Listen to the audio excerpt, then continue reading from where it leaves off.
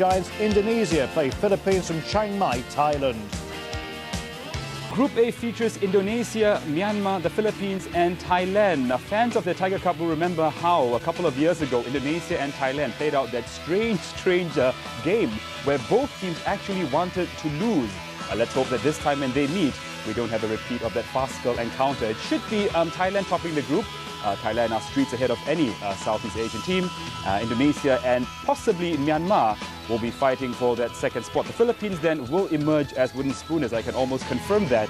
And they'll be hoping to just get even one victory from this entire Tiger Cup. Now, for fans who are not familiar with the format of the Tiger Cup, it is played every 2 years. It alternates with the ASEAN Games. The ASEAN Games also involve teams in the region. And there we have the lineup of Indonesia.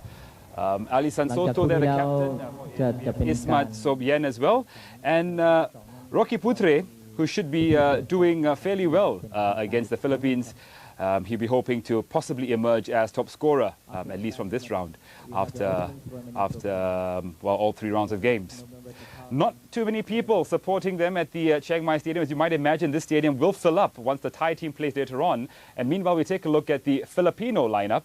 The Philippines, not known as a footballing power. Basketball is their favorite sport, and they would be looking to improve on their result. They lost to Indonesia 3-0 in the opening match in the last Tiger Cup. They lost to Thailand 3-1 as well, and they lost to Myanmar 5-2 with a dismal record of losing 3, scoring only 3 goals and letting in 11. There we have the referee Muhammad Nazri Abdullah from Malaysia. He'll be in charge of this game. It should be fairly cool weather in Chiang Mai, the northern hills of Thailand, of course.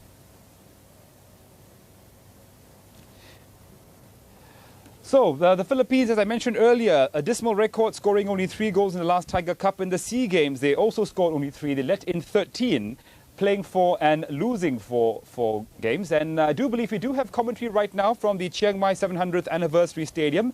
Calling all the action are David Bashir and Scott O'Donnell. We hope you enjoy the action. See you at half-time.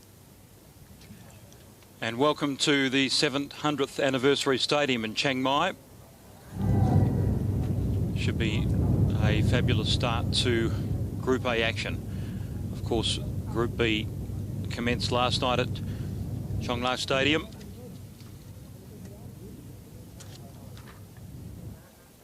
With Cambodia going down by 1-0 to Singapore, and Malaysia playing a 0-0 draw with Vietnam.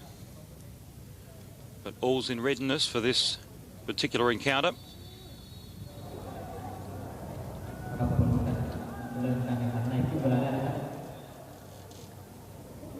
Disappointing for the Indonesia. Scott and I will be taking you through the highlights. They got off well though, Indonesia. Kurniawan has been impressive, Scott, with his good pace. Yeah, he's a great player. He's got a great touch and he set that up very well for the number 9. Uston, yeah, that was wasteful though. I mean, at this level, against the Philippines, you cannot waste chances like that. I mean, he even had the time to control that and maybe take a second touch, but he didn't get a call. He tried to go first time and it was a disappointing shot.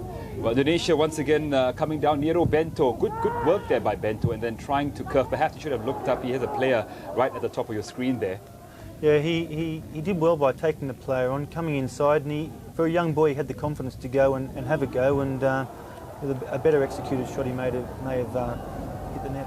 You picked out this man, Nieto, as being very impressive. He was good, he was strong all throughout the first half, and he's been very, very aggressive then. In fact, it was his persistence, I reckon, that gave Gonzalez that opening to take a shot on goal. Definitely, it was. He had no chance of getting the ball, but he put a little bit of pressure on the Indonesian defence, and it was sloppy defending. A good shot there by Seta, and I think the Philippines at this point in time, you would have felt, although they were disorganised in the middle of the park, they were stopping the Indonesians. Yeah, I mean, they've got so many numbers there in the back, and as I said during the commentary, that it's important they don't try and play the offside. As you saw, they tried it then, but one player wasn't, and this is a goal. Yeah, this is a good goal there. And you know, interesting thing, Scott, is that they've tried going down the flanks, no success there. They decided to go 1-2 down the middle of the park in the centre, and that was a good finish from Santoso. Yeah, it was a great finish and a great one too. And you can see there the Philippines had 4 players in the area, but that pass just cut out all 4 of them. And Santoso was a great little scoop up and finish, and obviously the keeper had no chance, but he'd be wondering what his fellow defenders were doing there. And another shot there where Seta, good close control, very unselfish, and again, that's wasteful. Yeah, Kernewon would be disappointed with that finish once again. It was a good lead-up play, and that's how they're going to break through the Philippine defence. Taking on a player, having the confidence to beat a player, and then maybe little 1-2 or short passes. Well, this was a free kick that looked to be the save by the keeper, but from our angle on the screen, though, but it seemed to sail just over. And you reckon this is the only way the Philippines are going to get a goal through a set piece? Yeah, well, welcome back to Star Sports. We are featuring the Tiger Cup Group A opening matches between Indonesia and the Philippines. Later on, of course, we have Thailand taking on Myanmar. But at halftime between Indonesia and the Philippines, favourites Indonesia are leading by 1-0, scored by Aji Santoso in the 32nd minute. Well, there you have Scott O'Donnell's halftime analysis. Look there at the goal scorer, Aji Santoso, a very useful player, very strong in defence, very fleet-footed in attack, and he'll be hoping that his team can score a few more goals in the second half. The referee is about ready to start the game. We should have commentary for you in just a few moments' time. Bearing in mind, of course, later on, Thailand will take on Myanmar in what should be a fairly entertaining encounter. Your match commentator is David Bashir.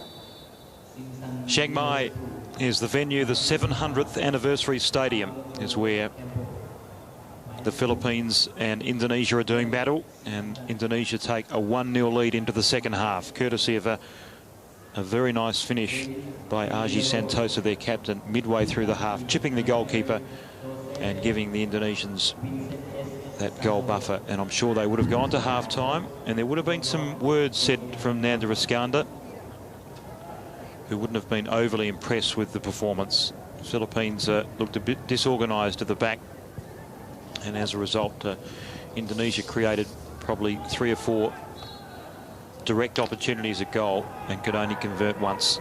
Moments in the second 45 minutes. A good shot there from the Indonesian, the Kurniawan, trying very hard to break the deadlock there. But I think, back to your point, Scott, they didn't really break sweat, did they? No, I think they weren't really tested. I think this was Uston who had a good shot. He had 2 good shots in the second half and showed great technique in getting the power on the ball.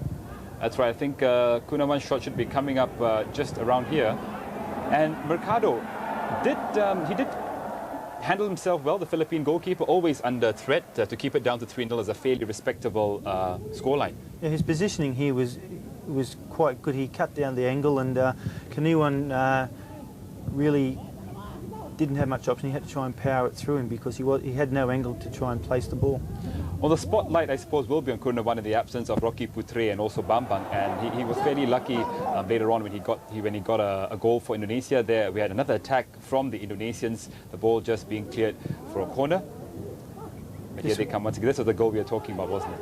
Yeah, this was poor defending by the Philippines. They had the ball over on the right-hand side. They played around with it. Instead of clearing it, it was a poor clearance, and in the end, a good finish. You have to say, though, I mean, he did deserve a goal for all his work all throughout the match. He worked very hard up front, and as you said, he deserved a goal, and a little bit lucky with the deflection there, but having said that, he was in the right spot at the right time.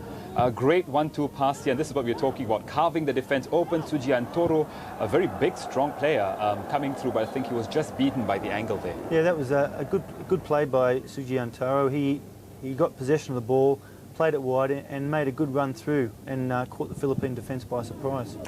At this point in time, it was Indonesia 2, Philippines 0, and there was a question of whether or not they would score a third goal, and there the third goal came. Bad defending though, Scott.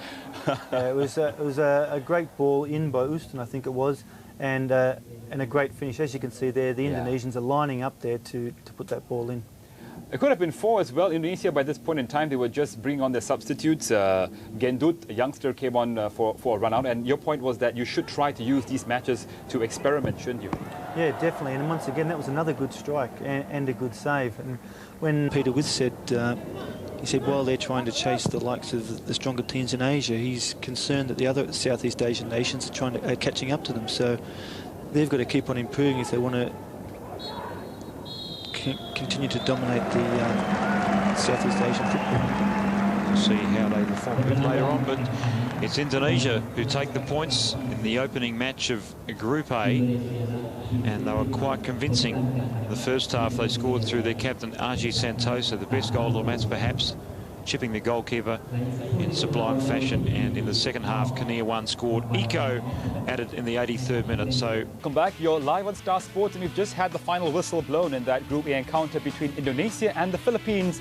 And you have to say it's a very comfortable day for Indonesia. Ali Santoso, Kurniawan and Eko giving them a comfortable 3-0 victory and the 3 points as well.